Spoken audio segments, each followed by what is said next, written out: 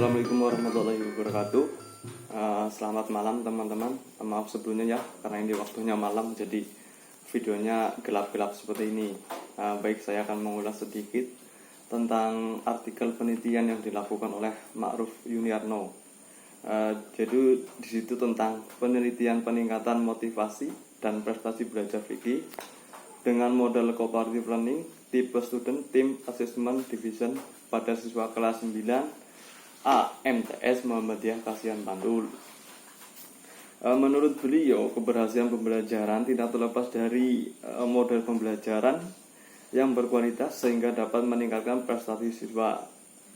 Guru harus dapat menciptakan iklim ikhlas yang kondusif dalam mengemukakan materi pembelajaran, karena guru yang kreatif akan lebih dapat mengelola kelasnya sehingga siswa berada pada tahap pembelajaran secara optimal. Tapi dalam kenyataannya di MTS Muhammadiyah Kasihan, motivasi siswa kelas 9A terhadap mata pelajaran fikih masih rendah. Terbukti berdasarkan hasil observasi, masih terdapat siswa yang bermalas-malasan dalam pembelajaran. Dari 34 siswa, hanya ada 5 siswa yang aktif, dan yang lainnya itu sibuk ngobrol sendiri, sibuk tidur. Data menunjukkan rendahnya prestasi akademik mata pelajaran fikih, yaitu 1. Rata-rata nilai tugas adalah 70 dengan persentase 58%, siswa berprestasi rendah, dan 42% siswa berprestasi tinggi. Yang kedua, rata-rata nilai ulangan harian adalah 79 dengan persentase 17% siswa berprestasi rendah, dan 83% rata-rata nilai ulangan harian. Namun persentase tinggi tersebut juga masih saja ada beberapa siswa yang mencontek. Jadi terbukti kan bahwa di MTS Kasihan Bantul itu motivasi belajar siswa masih rendah. Nah, berdasarkan dasar tersebut penting untuk dilakukan penelitian seperti yang dilakukan oleh Ma'ruf Yuniarno. Dan sesuatu yang akan diliti yaitu yang pertama itu subjek penelitian. Penelitian dari Ma'ruf Yuniarno itu meneliti sebuah kelas yang ada di MTS Kasihan Bantul. Yang di situ siswa yang diteliti itu ada sebanyak 34 anak yang terdiri dari 21 siswa dan 13 siswi. Adapun pengumpulan data dalam penelitian ini menggunakan teknik pengumpulan data berupa observasi yang dilaksanakan dimulai dari prasiklus sampai dengan siklus ketiga. Instrumen tes yang diterapkan sebagai pengukuran ketercapaian prestasi belajar adalah melalui jenis tes tertulis. Yang kedua itu sintak model pembelajaran cooperative learning tipe STAD, dimulai dengan 1.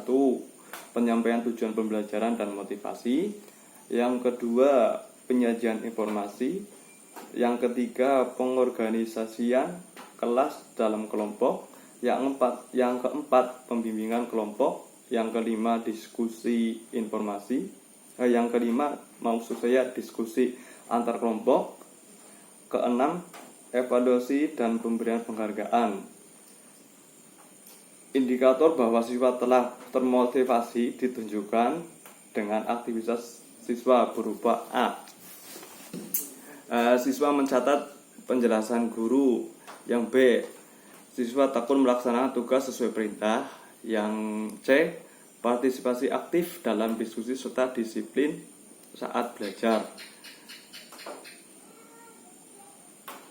Adapun kategori motivasi dibagi menjadi 4 tindakan, yaitu motivasi sangat tinggi, motivasi tinggi, kurang, dan tidak termotivasi. Siswa yang mencapai lebih dari KKM tergolong berprestasi tinggi. Jika masih sama dengan KKM, tergolong berprestasi sedang, dan siswa yang masih berada di bawah KKM tergolong berprestasi rendah. Teknik analisis data yang digunakan dalam penelitian ini adalah teknik deskriptif kualitatif. Data mentah hasil observasi dan pencermatan dokumen dianalisis melalui pemberian skor berdasarkan ketercapaian indikator-indikator variabel baik, motivasi, dan prestasi. Skor tersebut diterjemahkan menggunakan presentasi yang dihitung dengan rumus nilai rata-rata kali 100% dibagi nilai maksimal. Setelah dipresentasi, diterjemahkan sebagai kesimpulan sementara dan dilakukan perbandingan dengan data hasil wawancara dan observasi. Dengan melakukan triangulasi data bertujuan untuk memperkuat kesimpulan dan hasil penelitian. Nah, setelah didapatkan kesimpulan, sementara dilakukan refleksi dan evaluasi pada setiap akhir siklus untuk merencanakan tindakan pada pertemuan siklus selanjutnya. Pelaksanaan siklus dianggap selesai apabila setelah melewati beberapa siklus variabel terikat motivasi dan prestasi belajar fikih, secara konsisten telah terjadi peningkatan. Nah, setelah melalui beberapa proses tersebut, didapatkan hasil dari penelitian menunjukkan bahwa implementasi cooperative learning tipe STAT dalam pembelajaran fikih dapat meningkatkan motivasi dan prestasi belajar dengan melakukan modifikasi dalam setiap pertemuan. Jadi di sini hasilnya positif ya. Modifikasi dilakukan dalam hal strategi pengelolaan kelas dan media. Perubahan tersebut dalam bentuk tata ruang kelas, media dan alat pembelajaran, instrumen tes dan penggunaan icebreaking. Model cooperative learning tipe STAT dapat meningkatkan motivasi belajar siswa pada mata pelajaran fikih. Peningkatan tersebut dapat dilihat dari perolehan persentase masing-masing siklus.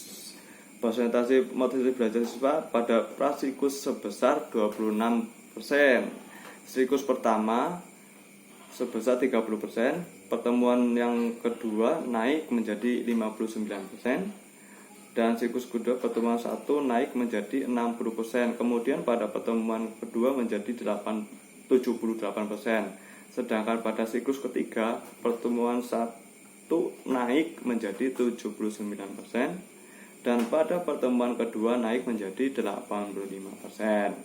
Model cooperative learning tipe STAT dapat meningkatkan prestasi belajar siswa pada mata pelajaran fikih. Peningkatan tersebut dilihat dari presentasi masing-masing siklus yang secara umum mengalami peningkatan. Prestasi belajar siswa yang diperoleh pada siklus pertama sebesar 84,2%, pertemuan kedua naik menjadi 88,1%.